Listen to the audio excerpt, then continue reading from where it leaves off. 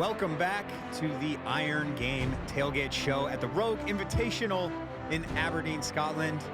I'm joined by the fellas, Peter White, Jerry Pritchett. What'd you guys think? I mean, you go first. You had more to do today. Yeah, I'm happy with the day one went. Some impressive performances, kind of a little shake-up with on the men's side. I think what we expected going into the yoke escalator. I think a lot of us thought Mitch Hooper would win that. And so for him to kind of fall down the ladder a little bit was a kind of a shock. It made a big jump for Trey Mitchell, put himself in a great position going into tomorrow. Yeah, CrossFit then just like volatile leaderboard, which is all anybody wants to see throughout a CrossFit competition, where people are jumping around the place, people are having good events, not so good events, and there's a bit of movement. I think that's all you really want. Plus, I discovered like Strongman's actually all right. I'll watch it. Yeah, it's not bad. I'm having a good time. All right, we're going to actually throw it up to the booth here to talk a little bit more about CrossFit. Day one of competition is in the books for the CrossFit men. I'm Sean Woodland with former affiliate cup champion Adrian Conway. And let's take a look back at what we saw here. It was an exciting day all around. I think we had some surprises as you check out the overall standings. There was one man that we thought would be rounding back into championship form, but it wasn't the guy who's on top. Justin Medeiros, a two-time Rogue Invitational champion, leads the way through 3 events. He's 10 points up on Jay Crouch. And how about Pat Vellner, another two-time Rogue Invitational champion, 20 points back of second place. He sits in third with 235 points. James Sprague had a solid day, and Colt Mertens knocked one out of the park. He currently sits in 5th place overall. But let's talk about Justin Medeiros. He was the king of consistency when he was winning his titles. He did that again today. 2 finishes of second or better. Yeah, and that's all you can hope for Justin Medeiros. He is the king of consistency when his mind is in the right spot. Today he showed us that he came to compete, and we know that his focus has been having fun. And I think when you're winning, it can be a whole lot of fun, Sean. So he did that just to wrap up the first day. Meanwhile, Jay Crouch sits in 2nd place. He hasn't finished lower than 6th in 3 events. Yeah, there's no doubt that Jay Crouch has the whole package. The question is that can he string together several days in a row in order to continue to be in this striking distance to the top of the podium. And how about old man Pat Vellner, 35 years old. He sits in 3rd place overall. He's finished 8th or better in every event. He's like a fine wine, Sean. He just gets better as he ages. He's putting together a great example of wisdom and fitness capacity. We're seeing that right now firsthand to kick off the Rogue Invitational. Meanwhile, Jason Hopper, things not going well for him on day one. He started with an 18th place finish, came back with an event win, but then closed out with a 10th place. He's in 9th overall, has some work to do over these final 2 days.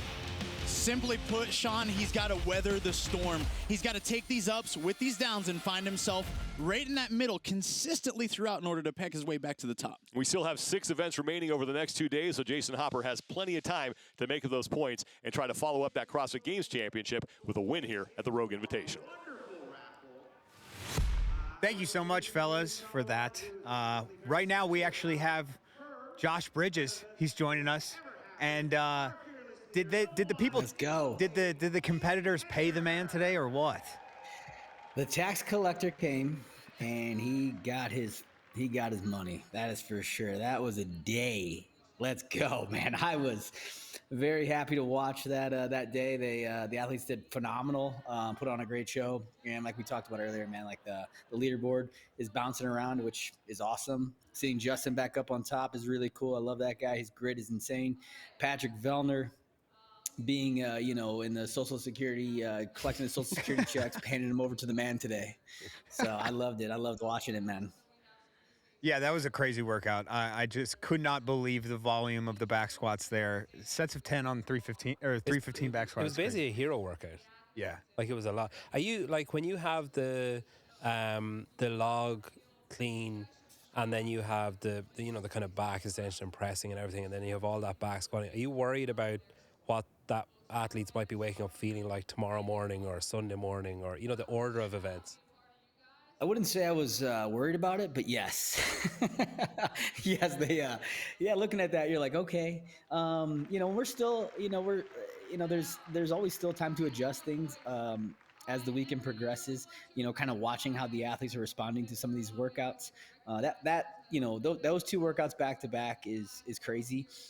Having that the one thing I noticed that the athletes that did really well, they performed more of a high bar back squat, which is going to stay out of their lower back and going to hit their quads a little more, which is what they needed to do. And then the athletes that stick to more of a low bar back squat, where it's going to hit their posterior chain a little more into those dumbbell snatches and sandbag cleans, that's going to be a little more taxing. And those athletes, I think, are going to pay a little bit for that.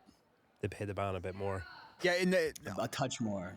the women's side leaderboard, it's a 3-way tie. Is that correct? Unofficially a 3-way tie between Alex Kazan, Danny Spiegel. Danny Spiegel, and who was the third? Horvath. Laura Horvath. Yeah. Yeah. So it's tight on the women's side as well. I mean, this is shaking up to be pretty crazy competition. It's what you want, though. I mean, what you No, absolutely. like the best types, like from a pure spectator, removing programming, removing entertainment of the events, everything else. When you look at the leaderboard, you just don't want to see someone pulling away further and further, or even a group of 2 or 3 pulling away further and further. You want that volatility of, like, you look at the men's leaderboard and you see Colton sitting in 5th, and you know that there's inverted pressing coming, and you know that he's going to make a move, and it's like, can he do enough damage control on other stuff to keep himself where he is, or loft himself a little bit higher? And then you look at Laura with inverted pressing and think, well, can't she do enough damage control on that to keep herself up there? And you don't want a competition weekend where you're like, well, he'll win this, and yeah, he's probably just going to win the whole thing. Yeah, like we want it to be where there's a lot of pressure. If you do mess up, like, it'll cost you on the leaderboard. It's the same thing that happened on the strongman side, and I actually want to talk to you about the strongman implements that were put into the CrossFit workouts. I thought that was super cool. One, we had the log, and then we also had the stairs with the stairs, and you had the yoke. Stairs. And the yoke. And the yoke. And the yoke, Yeah, 3 of them in there. That was great. I love seeing the crossover of, the strongman implements falling over in the CrossFit, and even some of the little bit of hybrid events that we're in strongman we're kind of doing that, they're little spread out events, kind of like we did today with the yoke into power, or the duck walk into power stairs. Things like that, like seeing the little crossover a little bit. When you watch the CrossFit athletes do the strongman, are you like, oh God, not like that? It's That's horrible. Not It's bad. It's bad. Because it's the most inefficient way to clean a log. Because watching the guys, but they made it work. It's so light for them, like, the kind of yank and clean. Yeah. It's light enough for them, and their endurance, they get through it fine. But you can it's see, the absolute like, worst way to ever clean a log. You can see Jana Koski and BKG were doing the kind of what I consider the strongman roll type. Lap and clean. sit and clean. Yeah, there were some guys working with them. It didn't help them. I think they came like second last and last. Yeah, I think but it was efficient. It's efficient, but for time wise, they're just a yank and clean. Yeah. It was working better for them. They're going to probably pay for it. Yeah. But it was fast. It got them through. And to be fair, Koski's been around since like Nam, so Crazy. That dude has been around forever. He's still young, but he's been around. He's actually reincarnated himself. Yeah, he's passed and come seriously. That guy's still showing up to the Rogue Invitational is impressive. What was that? 2014 was his first games or something like that. Yeah, crazy. I remember. Yeah. Josh, what was your favorite moment of the game? The Invitational so far? I mean, I have had a ton of favorite movements already, but the tax collector was my favorite workout of the weekend, and what Colton Mertens did was absolutely insane and smashing it. That's where I had my top time being, was literally between 10 and 11 minutes, and he went 10:27, and I was just insanely impressed. Like, he just moved so efficient, moved so well. He did a completely different workout. Like, it was like watching. It was like air squats.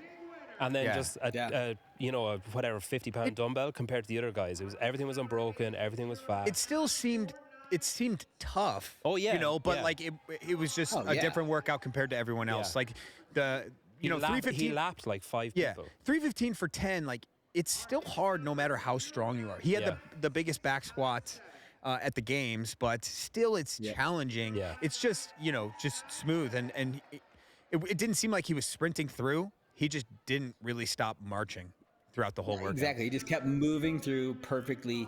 And that's the thing about CrossFit, right? In these types of workouts. It's always a march, man. The best movers are going to be able to keep moving because they're making the weight feel light when they need to make the weight feel light, even though it's not light. I mean, I think Justin looked great. Yeah. Justin Medeiros Justin looked moved great. Awesome. Yeah. And he still got smashed by 2 minutes. Yeah, exactly. But Right, you know, it's when there's an outlier like that, you got to start talking about the guys who still performed well. You know, For sure. And I thought Justin did really well, and he also, I think, did he have that event win over the first event? Yeah. Yeah. I mean, The thing as well about No, Justin Medeiros is looking great. he looks dangerous. Like he looks Yes. 2023-ish. I love it. He looks like but not as he seems to have fixed a lot of the. I think I spoke to him at the games, and he had this. He just looked happier, and I asked him about it, and he was saying, "Well, I put so much pressure on myself to act a certain way because I thought that's what you had to do. Like to win, you had to be a certain type of person, Right. and hold a certain type of, keep everyone at a distance and be that almost like the boxer, that you're on your own." Yeah. And he realized that like it just doesn't work for him, and you can see him now. He's thriving. He's got like friendship with Jason Dallin and James, and he's got like Ellie with him, and he's got like the coaches around him, but he's mingling with other people too. Yeah. And he looks happy, and I think now that he's happy, I think everybody else should be a bit like, oh God, we've got a bit of a job on our hands. And he's still really, really young. Yeah. You know what I mean? Like Justin's been around forever. I know. But this dude is not old at all. Yeah. Right. Where like Vellner, I think, is gonna he's doing awesome, and I love watching Pat move, and I love him being out there and still being in the top 3 after he won. But I'm really interested to see how he feels tomorrow after today compared to like the other athletes. Yes, all the other athletes are gonna be sore, but I remember my final year when I was 35 at the games, and man, like your body just doesn't come back quite as quick. He might groan a little louder getting out of bed tomorrow morning. so let's talk about the game's champion, Jason Hopper, bumping all the way down to 9th place. Is he Yeah, going to be I able to mean, make on that that- up at all, or what do you guys think? I think he could. I think The event Oh, win, sorry, go, Peter. the event win today, It was awesome. he really needed that. I think if he hadn't won that event, he's in too big of a hole. But I think going into tomorrow, that does give him a significant leg up. Yeah. What do you think, Josh? Jason, get your shit together with the log muscle up. What is happening, bro? Come on, like, get your act together here. They Like, have won a crash. They have a lot. Right? It's actually like, dude, like, come on, man. And it's like the bigger hands should help you out here. Do you think Yeah, that sometimes was- that was do a you bummer- think sometimes with a bummer that to watch. it's like a mental block, like that he thinks, oh, here's this movement that I'm Yeah. typically not good at, and is it going to cost me? And then it does. Do you think that's a part of it? Maybe. I think so. I think he definitely has, that negativity that comes with like all those losses already, Yeah. like taking dead last with that movement. But he did, like, he came back with event 2 and it looked phenomenal. Came out and absolutely just destroyed that. Moved so well through that strongman medley, and didn't do terrible on event 3. He just I actually thought he'd do a little better in that final event. He is But a yeah, no, fast I think squatter, he's got time. but I think I think he's got time. I think he's got enough room, enough events Yeah. to make that Make a little jump comeback. back up. Let's talk about the strong women's leaderboard. Do you know who's on the top 3 of the strong women's leader? Oh, we have it right here. We got Olga leading the way, then Inez, and then Lucy Underdown out of Great Britain. So the last 2 events today have been huge for Inez because she started off not as the result she wanted on deadlift, Right. a little bit down. So she was kind of down, Then she about crushed the almost press. mid-pack. She crushed the press. She was second, I believe, on the yoke, duck walk, power stairs. So it's put herself back in the game going into tomorrow, which tomorrow we start with a press event that she's potentially going to win that again. So she's put herself back in the driver's seat when it was kind of looking like she was falling back there, but she's really come up really well. And Olga is looking really strong. So if Inez slips again tomorrow, Olga's gonna get her. Run away with it. Yeah.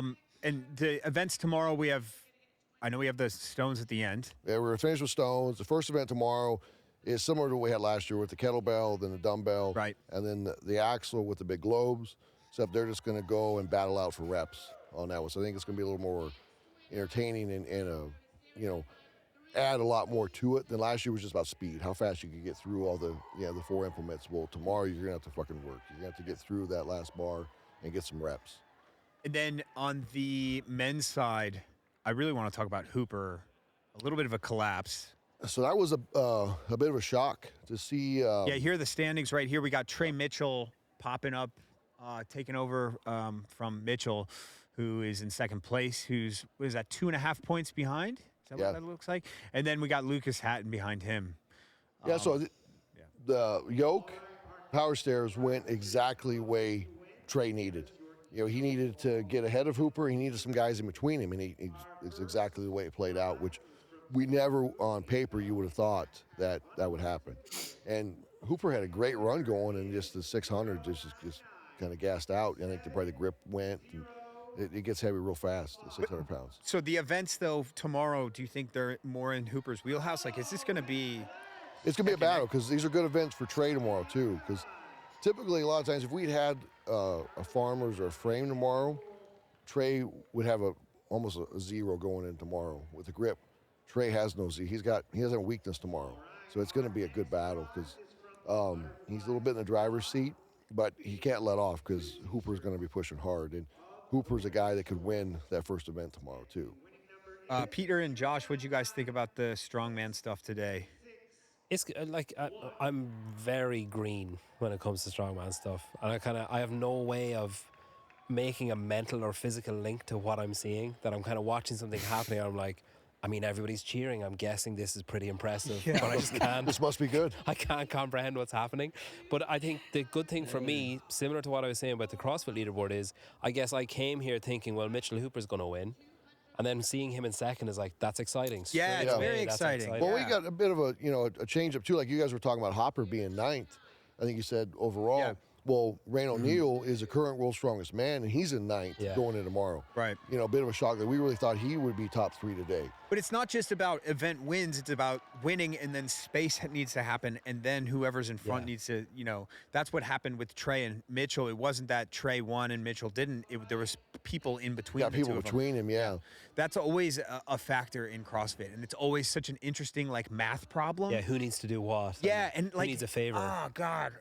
I have so many finishes in CrossFit where it's like if this person just sprinted 2 more seconds faster just to beat that person that they didn't know that they had to beat. Yeah. There's a lot of math to the scoring. Oh, yeah. And it was a tough one today when we started with deadlift because on the men's side, a lot of men tied with 950 pounds, so they all shared points. Yeah. So when you do that, it's hard, especially it's the first event. You don't really get off to a very good start. You're kind of stuck in this little clump with everybody else, and the guys that got away from them could got some movement, on points. Josh, any notes on the strongman stuff? I absolutely love the strongman competitions. I've been waking up since I was a little kid watching the metrics. I think they were like the Met RX, the Met RX at Saturday mornings, and dude, I mean, we saw. Dude, sorry watching, to interrupt, Josh. We had good. Magnus for Magnuson in here. Do you remember that name? I know, man. I know. Yeah, Yes, he was sitting in here. I'm like, Metrics World Champ. Sorry, I had to bring that up. My first year World's for Strongest Man was the last year Metrics sponsored in 2012. Oh, yeah. It was the last year of the era of Metrics. It was my first year World's Strongest Man. I loved it, man. Every Saturday morning, wake up at 9 o'clock, it'd be on. And, ESPN 2. Yes! The old old ESPN. Kaz and Oh, dude, I love it. So watching this stuff is so cool, and it's I was actually saying that to my wife earlier. I was like, man, I don't even I'm starting to lose the names on the strongmen like you used to have. Mariusz the names that you Pudzianowski. knew that. Yeah. Oh, dude, Pudzianowski, what a freak, bro. Dude looked like a bodybuilder compared to the strongmen. It was so crazy. Yeah. But yeah, no, I think it's awesome, and I like you guys were saying earlier, it's cool to see the shakeup where. Like everyone else, Hooper's probably going to come in and clean house, and then, man, he's not. And so it's cool. It's cool to see that there's some shakeup and there's some race, which is always makes it more fun to watch. Yeah. Fellas, predictions for tomorrow. Well, I want women strong women, strongman. I'll recuse myself for those two. Go on. And then men's and women's CrossFit. I'll go first. I think Inez, she's going to run away with it. I think. How many events is there tomorrow? 3 more. 3. Okay. I think the bad events are behind her. I think Mitchell will pull through. And then on the men's side, I think I'm going with my boy, Justin Medeiros. I think he's going to hold on. He's going to break free somehow. Do you mean until tomorrow night or for the rest of the weekend? For the rest of the weekend. Whoa. Yeah. it's hard to say because we're not even halfway. Well, hang on, Josh. If you want to just tell us the last couple of workouts, Yeah, we can come do a proper on. prediction. Yeah, then. let me get my book tell out us real quick. everything. I'll Let's let go. you guys in on a little Real quick. secret. What are you here for? If you can't give us, And I'll never be invited Yeah, back. I was just going to say, people are like, wow, Josh Bridges is not involved with Rogue anymore. That's so weird. Ever. And I then don't even know who he is anymore.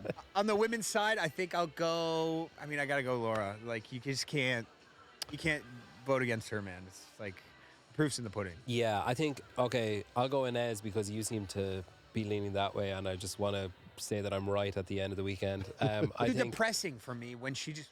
yeah, I think Trey, I think he's going to hold on because of what you said about he doesn't have anything tomorrow that is a glaring weakness. Yeah. And I think it's going to be exciting to watch him try and keep someone at bay, like just keep them at arm's length. I think that's exciting, especially when it's someone like Mitchell. On the CrossFit side, I'm not willing to go as far as a Sunday night prediction yet because I know it's just crazy. There's so much that we don't know. I think I'll go. Hey, you just give us a prediction right now or get out. All I right, think. You're not invited back. I think Yeah, the right. top 3 tomorrow will be Justin, Pat, and Colton. That's solid. I would 100% in that order or just any order. I think in that order. Yeah, I would honestly. I'm agreeing. And I with don't think they'll be the top 3 come Sunday. And then on the women's side, I think Laura is going to be up there. I think Alex will be up there, and I think Danny might slip back a little bit, and we might get maybe.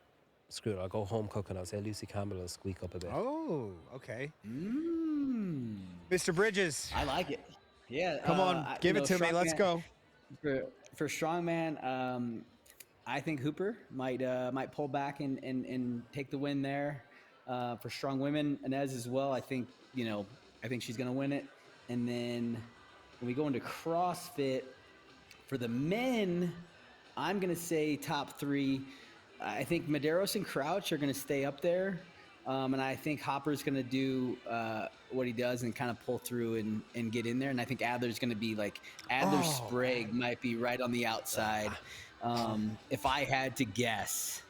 And then for the women's side, I think we're forgetting about Olivia Kerstetter, who's still, Interesting. going to do I just really think well. today really suited her. Yeah, And I don't know how yeah. much tomorrow does, but we'll see. Yeah, we'll see. I mean, You're you know right. more- you Is know this more than I inside do. information going on right now? Josh is Maybe. like, shit, Come maybe on, a man. touch. Maybe a touch. Yeah, I think Olivia is going to be up there, Horvath, and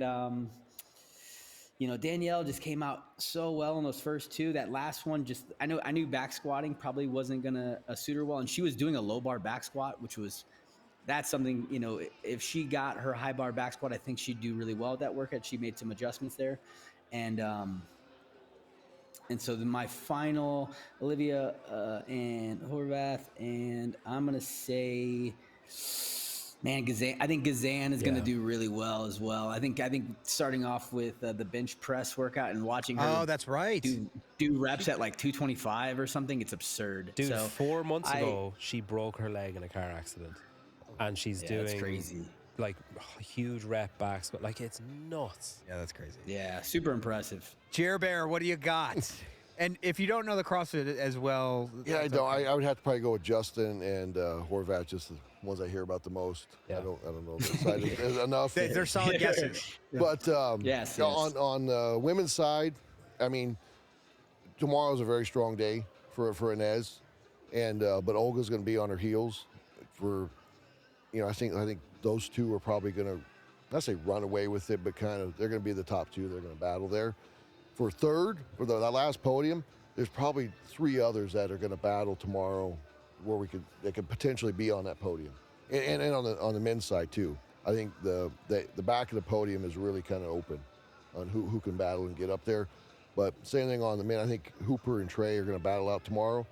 The first 2 the events are going to make it interesting, because when we get to stones, Trey is probably the best stone lifter here, especially without Tacky. So long as he can kind of keep Hooper at bay or stay with him the first 2 events, he potentially wins the last event. So long as he's still a good striking distance, even if Hooper could gets ahead of him on the press or the power drive, I think he can make up for it on the stones. Yeah. And of course, all of this, was, because of Strongman and what they did today and what they finished with was pretty brutal, especially on the men. The 600 really shut them down. We can make all the predictions in the world. It depends on how they show up tomorrow. Right, of course. I know Inez was limping off the field. Potentially rolled her ankle when she slipped on that last implement on the duck walk. So long as those little nicks don't really compile tomorrow, that could change things. I want to add that caveat to my predictions. That if someone on CrossFit side wakes up rubbing their lower back tomorrow, I'm editing my top three. Yeah. Well, with strength athletics, right? It's always, when you get in a multiple day contest, it's always that variable. How well can you recover? How well recovery, and how much did today take out of them? Yeah. Well, a strong man and strong woman will be crowned champion tomorrow. And the CrossFit side is what we call moving day. That's what we have tomorrow. And then the following day, we'll get a champion on the men's and women's side. Josh, thank you for coming in virtually, brother. We love you. No, man. Thank you guys. I'm so absolutely bummed I can't be there. But thanks for having me on. I appreciate it. You're right here in spirit. Right here, right next to Thank you. I'll be on your lap, actually, if you need me to. Are you going trick-or-treating? Are you bringing your son trick-or-treating or anything? Dressing up? We'll dress up. And then my older boys are... they're past that phase. They're like, they're too cool are they at the troublemaking phase now? Are they at the where'd you get that? What's in that bag? Where are you going? Yeah, exactly. And the one's limping around anyways, so he can't do shit anyways. Day one is done and dusted here at the Rogue Invitational in 2025 in Aberdeen, Scotland. What a day it was. We will see you guys tomorrow. You better be here, okay? Because we're all going to be here again and again and again because we love you. We'll see you guys next time. I'm just going to keep talking. Hey, how's it going? We good? Hey.